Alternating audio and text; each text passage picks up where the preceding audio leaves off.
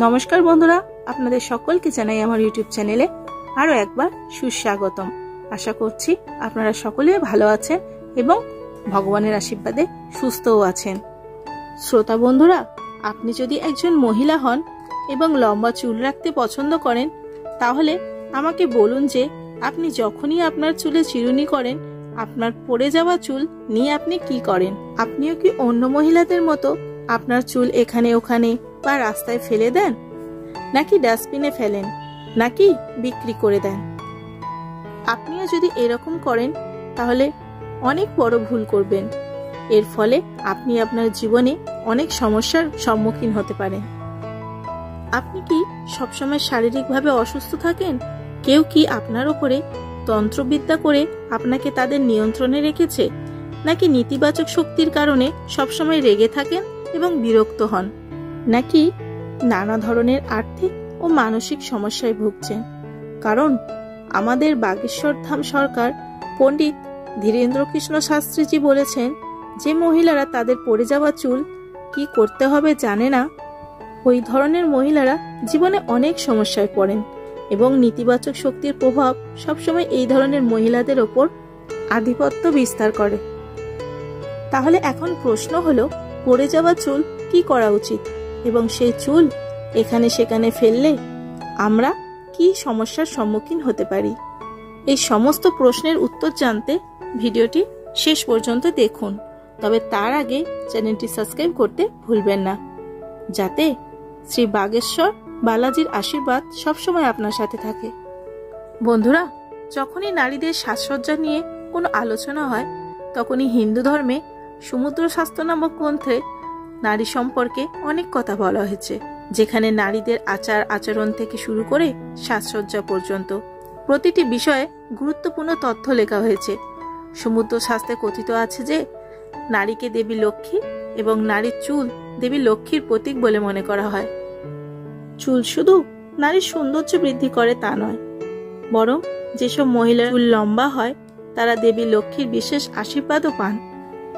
আর এই ধরনের নারীরা তাদের জীবনে নানাভাবে উন্নতি করতে পারে। কিন্তু গুরুজি আরো বলেন যে মহিলারা প্রায়শই তাদের চুল নিয়ে এই ধরনের অনেক ভুল করে, যার পরিণতি তাদের ভোগ করতে হয়। কারণ মহিলা প্রায়শই এটি জানেন না কোন দিন তাদের চুল ধোয়া উচিত, এবং মহিলারা এটি ভুলেও যান যে কবে তাদের মাথার চুল কাটা উচিত। হিন্দু ধর্মে একটা বিশ্বাস আছে যে সপ্তাহের 7 দিনের মধ্যে কিছু বিশেষ দিনে চুল ধোয়া বা কাটা হলে এটা তার পরিবারের জন্য মোটেও ন্যায়সঙ্গত নয়। আপনি হয়তো প্রায় লোকেদের বলতে শুনেছেন যে মঙ্গলবার, বৃহস্পতিবার এবং শনিবার মহিলাদের চুল কাটা উচিত নয় এবং ধোয়াও উচিত নয়। এছাড়া অনেকেই নারীদের সোমবারও চুল ধুতে না বলেন। এছাড়াও মাসের বিশেষ কিছু দিন উল্লেখ করা হয়েছে, যেমন অমাবস্যা, পূর্ণিমা এবং একাদশী। এই দিনগুলিতে মহিলাদের চুল ধোয়া বা কাটা নিষিদ্ধ। কারণ জ্যোতিষশাস্ত্র বলে যে এই দিনগুলিতে চাঁদ উচ্চ বা নিম্ন অবস্থানে থাকে, যার কারণে এটি আমাদের মন এবং মস্তিষ্ক প্রভাবিত করতে পারে। এতে শুধুমাত্র তাদের স্বাস্থ্যের উপর নয়, তাদের আচরণের উপরও প্রভাব দেখা যেতে পারে। এছাড়াও আপনি আপনার কাটা চুল এখানে সেখানে ফেলে দেবেন না, সেগুলো কারোর পায়ের তলায় যেন না আসে।